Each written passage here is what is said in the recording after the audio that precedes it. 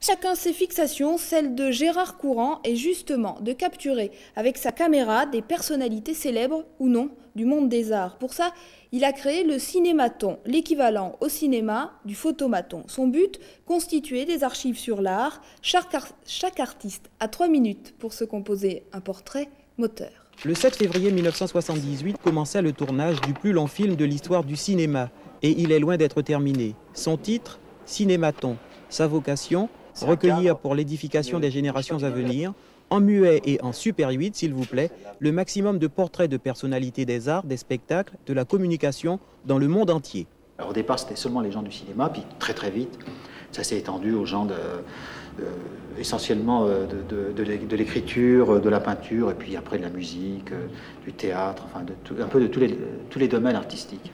À ce jour, le film réunit 1395 portraits. Godard, Wenders, Piala, Juliette Berthaud, Volker Schlendorf y sont. Des figures célèbres, mais aussi d'autres plus discrètes.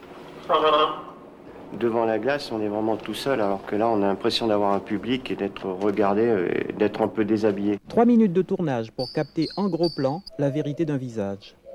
Le modèle est livré à lui-même, à lui de défendre son image, tout est permis, même le masque et les plumes. Je suis d'abord admirative devant le travail de Gérard Courant.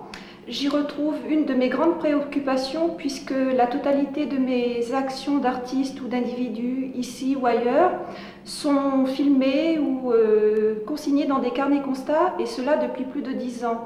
Invité par l'oreiller hardi, Gérard Courant a réalisé quelques portraits dans la région Poitou-Charentes. Mais déjà, on l'attend à Moscou et à Cologne. Artiste cinéaste minimaliste, il fait aussi le maximum dans de longs métrages 35. Son obsession du témoignage lui a fait inventer Cinématon, une œuvre sensationnelle certes, mais dont la pertinence ne peut plus être mise en doute. Il ne faut pas déranger le sujet filmé.